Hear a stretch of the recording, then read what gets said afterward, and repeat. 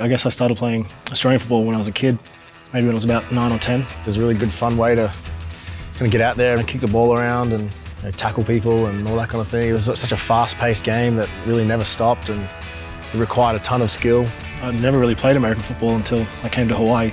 I wasn't really used to the training that we did here. It was a lot more explosive stuff, and we were doing power cleaning for 1 rep maximum. The weight was getting heavy towards the end and trying to obviously get a personal best or whatnot. So when I dropped down to catch the power clean, I tried to stand up and felt my hip kind of pop.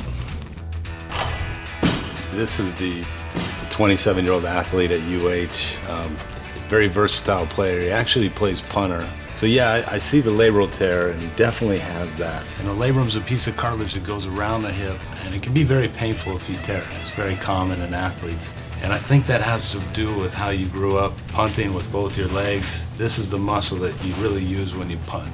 Being an athlete himself, he played college football, and he understood that there's a time frame for this. If you're treating a high-level athlete, you have to be careful. You have to know what time of the season it is. You got to know what year they are. As a student athlete, you never really know when your last game might be. So at that point, I definitely had the thoughts going through my mind that maybe I had played my last game already. The aggressive approach would have been to do surgery, but that would have maybe knocked off his whole senior season.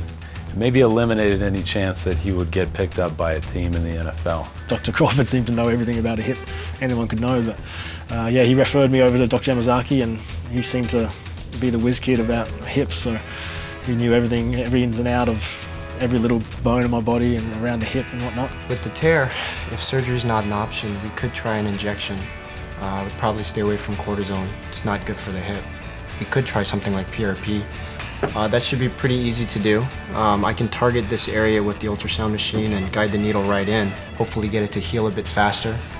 With Dr. Yamazaki and Dr. Crawford, they both had done this before, was the PRP injections into the hip flexor and into the labrum.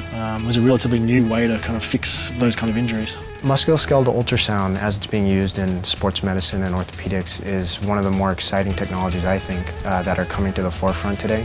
And this was a situation where we were able to use that technology to do a very precise injection directly to the structure that we felt was causing this pain. We're going to do your injection now. You'll feel a small poke in just a moment.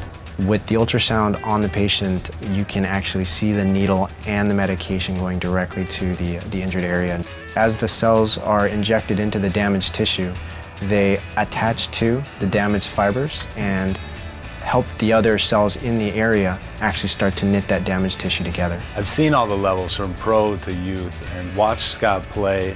I know that he's a very versatile athlete. As a punt returner, as a punter, he's very unique. So looking at Scott's hip injury, it's very important that someone think about his future, and I think that we made the right choice for Scott. The first game was really probably the real test, and I got through the game and had one of the better punting games of my whole career, and it was from that point on I didn't feel it at all, not once.